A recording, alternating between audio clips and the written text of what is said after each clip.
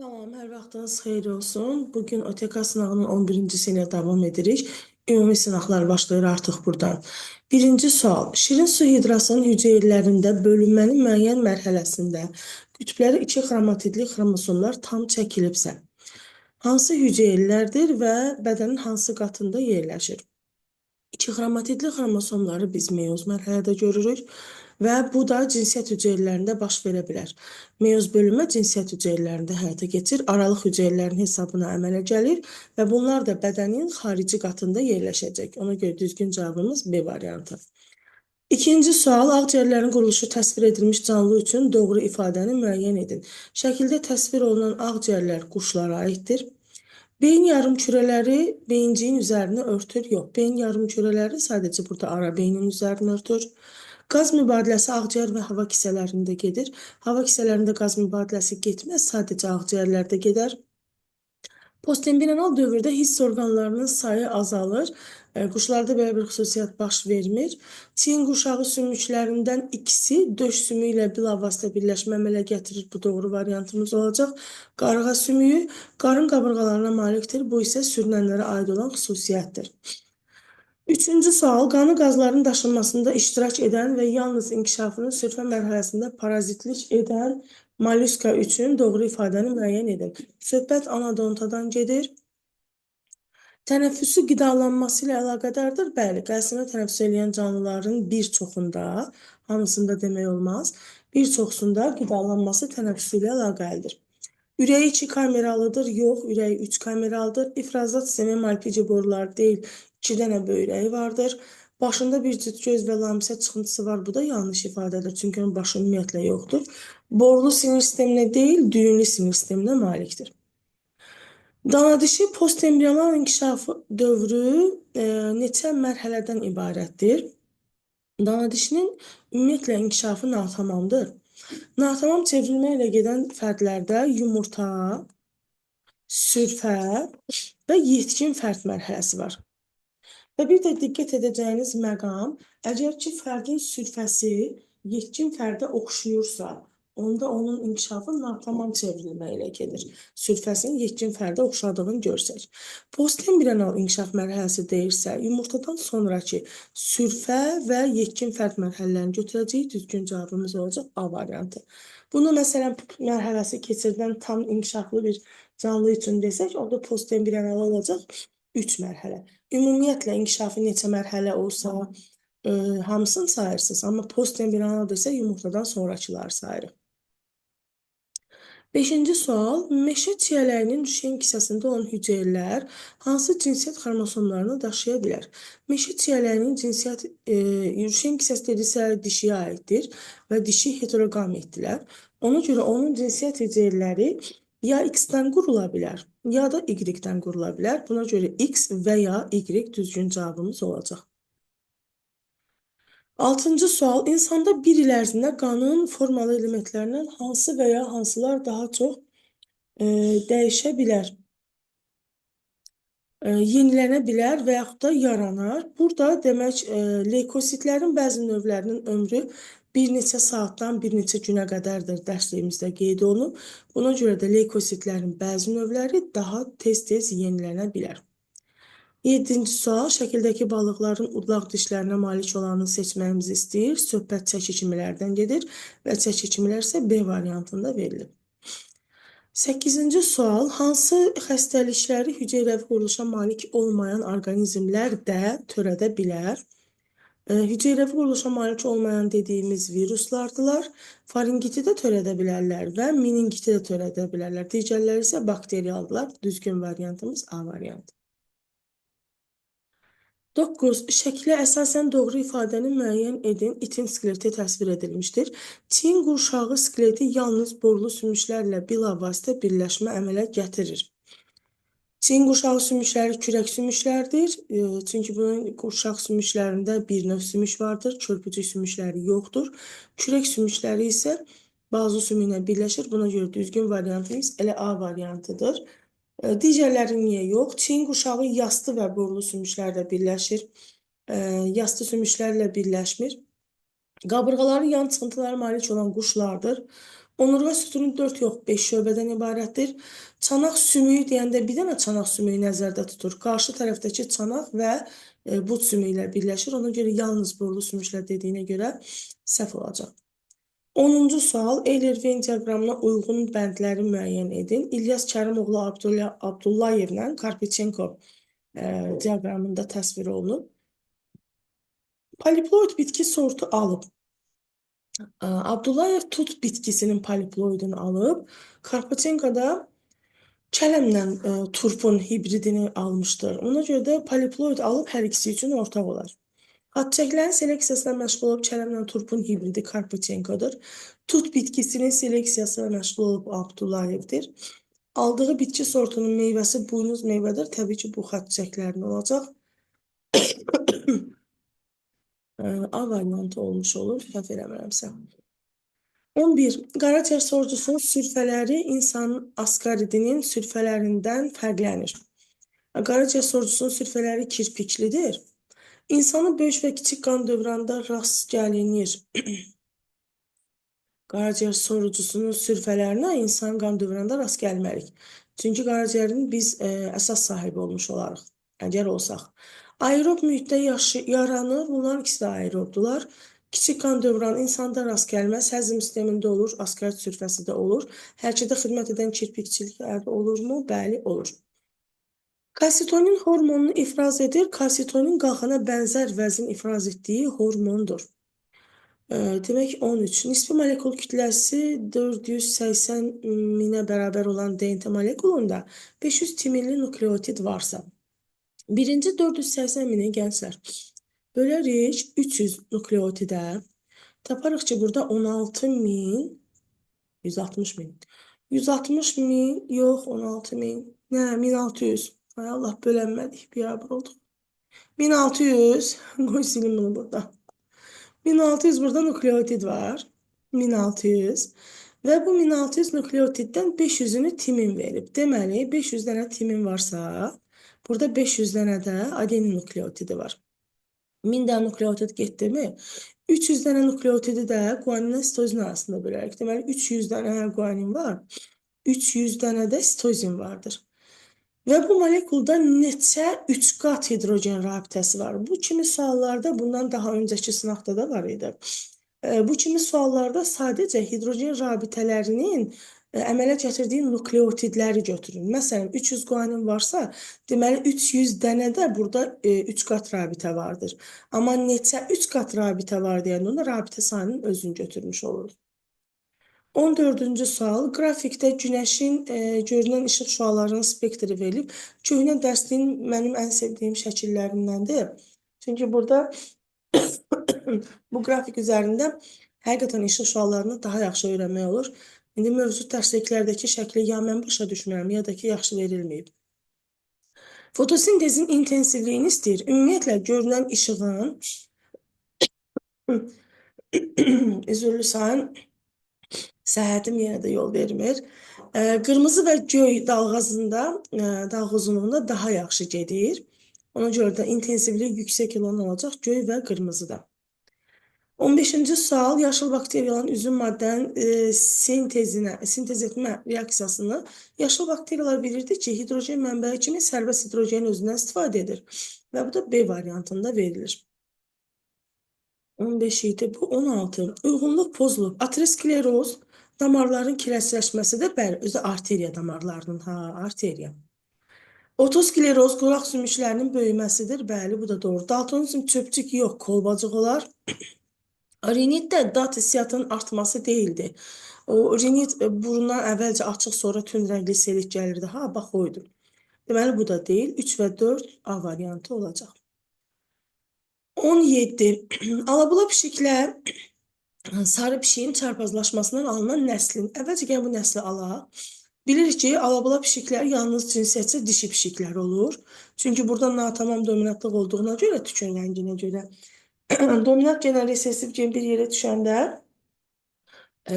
alabula rəngi meydana çıxardır. Sarı pişik deyirsə, demək digərdə olacaq erkək. Çünki dişi ancaq alabula ola bilir. Ona görə də dişini yazdıq. Və çarpazlaşmasından alır nə? Deməli, bu x-lə bu x-i görüşdürsək, x böyük b, x kiçik b. Bu x-lə bu y-i görüşdürsək, x böyük b, y. Bu x-lə bu x-i görüşdürsək, x üstü kiçik b-lər. Və bu x-lə də bu y-i görüşdürsək, x üstü kiçik b, y. Alınan nəslin neçə faizi sarı rəng genini daşıyan dişi fərdlər. Alınanlardan dişi fərdlərimizdən rəng geni daşıyan deyir. Sarı rəngli desəydi, burada sadəcə olacaqdı 25%.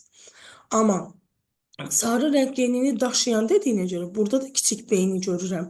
Bunlar da zaten sarı rəngdədirlər və 2 dənə dişi pişiyimiz olduğuna görə 4 dənədən ikisi 50% olmuş olacaq. 18. İnsanda ictimai analizatorun başlanğıc hissəsi yerləşir. Analizatorlar reseptor olan yerdən başlayacaq ki, ilbiz daxili qulaqda yerləşir. Ona görə də olacaq D variantı. 19. Vərəm və qarğıdalının süpürgə çiçək qruplarında bərabər sayda çiçək var. Deməli, x qədər vərəmdə var. Vərəm neymiş, ay Allah, vələmir. X qədər də qarğıdalda var. Bu çiçəklərdə cəmi 30 erkəkçik olarsa, x qədər vərəmir varsa, burada 3x qədər erkəkçik var. X qədər qarğıdalı varsa, burada da 3x qədər erkəkçik var. Deməli, 3x, 3x, elə də 6x bərabərdir 30. X bərabərdir 5. Deməli, x-in qiyməti oldu 5. Hər çiçəkdən 5 ədəd götürmüşük. Onların ürüşən kisələrində mayalanmada bilavasitə iştirak etməyən hüceyrələrin sayı nə qədərdir? Qarğıdalının süpürgə çiçək qrupu erkəkdir. Burada rüşeym kisəsi əmələ gəlməz. Vələminin süpürgə çiçək qrupu isə 2 cinsli çiçəklərdirlər. 5 dənə kisənin hər birində 5 hüceyrə mayalanmada iştirak etmir. Bilirsiniz hansı hüceyrə? Mərkəzdə biri, kənarlarda 3 dənə olur. Bunun bu mayalandı, düzdür? 3'ü yuxarıdan, 2 dənəsi də buradan aşağıdan. Yəni bir rüşeym kisəsində 5 iştirak etmir. 5 dənə rüşeym kisəsi olanda 25 dənəsi də iştirak etməyəcək. 20. Ağcaqovağın kök pöhrələri üçün doğrudur. Ağcaqovağın kök pöhrələri dediyimiz onun əlavə tumurcuqlarından inkişaf edən kiçik zoğlardılar. 21. Şibiyən əmələ gətirən bütün orqanizmlər üçün doğrudur. Şibiyə əmələ gələ bilər göbələşlə, yosundan, şibiyə əmələ gələ bilər göbələşlə bakteriyadan. Demək, qılafın xarici qatı hüceyrə divarından təşkil olunur. Bir dənə heyvan hüceyrəsindən başqa hamının hüceyrə divarı var. Ona görə bunların hamısında var deyə bilərik. Hüceyrələrin bəzi orqanoidlərində hidrogen protonları daxili membranın xaricinə keçir. Əmələ gətirən bütün orqanizmlər üçün deyəndə, məsələn, bakteriyalarda membran quruluşlu orqanoidlər yoxdur. Ona görə bu ifadəyə görə deyə bilmərik bunu. Amin turşuları arasında peptid rabitə əmələ gətirir. Yəni ki, zual sintez edir. Bu hamıya aid olan bir xüsusiyyətdir. Canlının əsas xüsusiyyətlərindən biridir. Azotlu əsasların bütün növlərinə malikdir. Bəli, hüceyrəvi quruluşa malik olan canlı orqanizmlərdə, canlı hüceyrələrin hamısında təbii ki də bir-iki dənə istisna olacaq. Onlarda demək, azotlu əsasların bütün növlərinə rast gəlmiş oluruq. 1, 3, 4 A variantı, 2 membranlı orqanoidlər yox, bakteriyalarda yoxdur, ona görə A variantı olacaq. 22. İnsanın ətraf skeleti üçün hansı ifadələr doğrudur?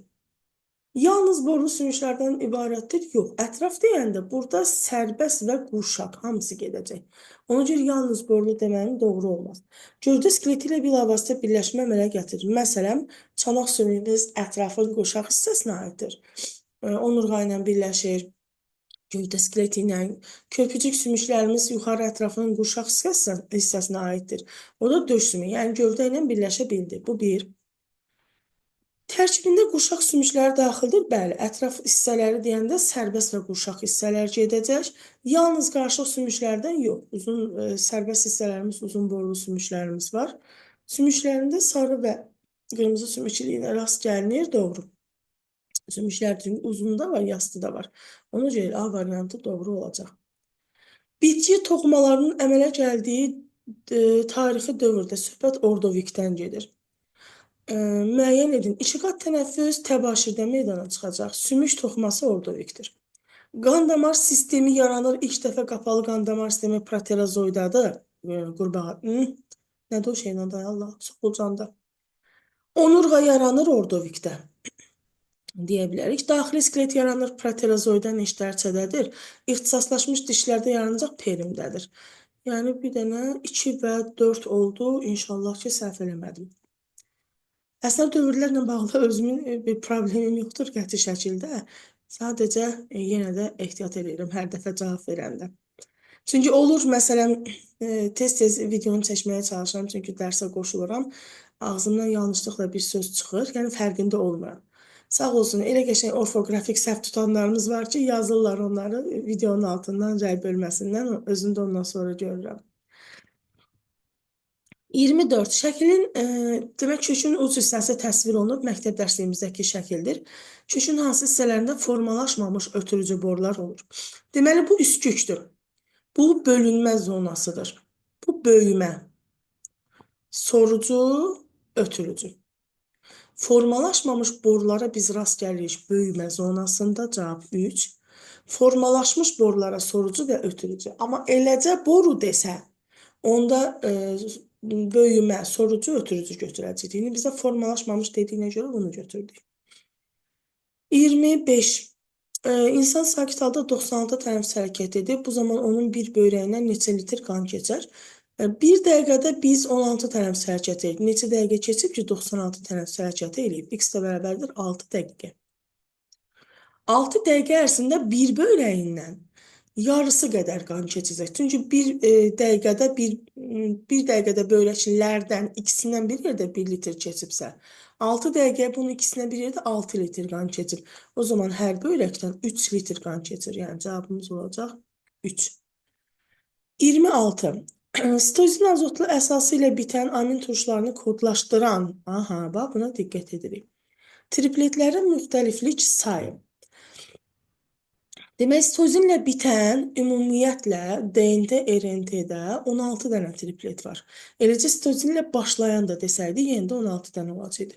Amma kodlaşdıran dediyinə görə burada vəziyyət dəyişir. Məsələn, DNT-də 16 dənə tripletdən sitozinlə bitənlərindən biri də ATS, yəni stop koddur. Kodlaşdıran dediyinə görə həmin o stop kodu oradan çıxırıq. Stoplardan biri çünki sitozinlə bitir.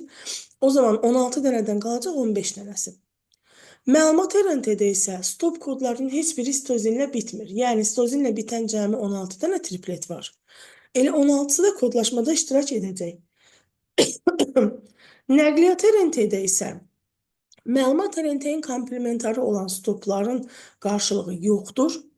Ona görə də məlumat RNT-də də, məsələn, AUU, AUS, ASU bu tripletlərin heç biri yoxdur. Yəni, sitozinlə bitən bir triplet burada yoxdur. Ona görə də burada da 15 dənəsi olacaq. 16 dənədən birində buna görə çıxır. Yəni, bu tripletlərin üçü də yoxdur burada. Və onların da birinin içində sitozinlə bitən var idi. Deməli, 15, 15, 16, 46 olmuş olacaq. 27. Ektoderma, endoderma, mezoderma uyğunluğu müəyyən edin. Yazaq. Birinci, ektoderma, gözün torlu qişası ektodermadır. Ətrafla təmas edən, bunu necə yadınızda saxlayın uşaqlar? Mezoderma birləşdirici toxumaya aid olanlardır, cinsiyyət vəzlərdir, peritrondur. Endoderma daxili, endo daxil demək deyil, daxili orqanlardır. Ektodermadan isə bizim ətraf mühitlə təmas edən orqanlarımız, sinir sistemi orqanlarımız ektodermadan yaranır. Hipofizlə epifiz də sinir sistemindədirlər. Ona görə onlar da ektodermadan yaranır. Məsələn, peritron dedik, mezoderma mənşəlidir. Limfa sistemi birləşdirici toxumaya aiddirmi? Deməli, bu da mezoderma mənşəlidir. Xor da amma aiddir endodermaya. Burun epitelisi çöllə təmas edirmi? Deməli, ektodermaya aiddir. Situasiyalar. Pankreatit xəstəliyi zamanı vəz tərəfindən ifraz olunan amilaza miqdarı azalır. Deməli, bura olacaq mədə-altı. Mədə-altı vəz və nəticədə nişasta və glikogenin həzmi pozulur. Mətndə adı buraxılmış vəz hansıdır? Deməli, yazırıq mədə-altı. Mədə-altı vəzi və onun hansı funksiyası pozulur? Mədə-altı vəzi əgər həzm şirələri ifraz edirsə, bu onun xarici sekresiya funksiyasıdır. Xarici sekresiya funksiyası olar. 29. Bu vəzin ifraz etdiyi ferment hüceyrənin hansı orqanoidində və ya orqanoidlərində sintez olunur? Və sintez etdiyi ferment isə zulaldır. Zulal ribosomda sintez olunur. Fermenti sintez edən orqanoidlər həmin hüceyrə dediyinə görə heyvan hüceyrəsindən gedir söhbət. Neçə müxtəlif orqanoidin tərkibində fəaliyyət göstərir. Endoplazmatik şəbəkə, bir də mitoxondri. Yəni iki orqanoidin, neçə orqanoid dediyinə görə iki orqanoid yazırıq və həmin orqanoid da ribosom olmuş olacaq. Burada məsələn həmin hüceyrənin dediyinə görə mütləq şəkildə endoplazmatiklə mitoxondrini qeyd edirik. Çünki məsələn plastidlərdə də var ribosom, amma bu heyvan hüceyrəsidir və burada plastid yoxdur. Sonuncu sual, mətndə neçə və hansı biopolimerlərin adı verilib? Baxaq bir dəqiqə. Demək, amilaza burada zulaldır. Nəticədə nişasta və glikogen də demək karbohidratdır. Onda 3 neçə dediyinə görə birinci yazacağım cavab budur. 3 biopolimer verilib. Hansılardır? Amilaza, nişasta və glikogen. Belə gənclər, bu izahımızdan bu qədər. Dünən mənə bir izləyicim yazmışdı, Nuray adında bir qızım yazmışdı ki, mən sizin izahınızda dinləmək istəyirəm. Və Nuray, məhz bu izahı sənin üçün çəkmişəm. Gələn izahlarda görüşənə qədər sağ olun, sağlıqla qalın.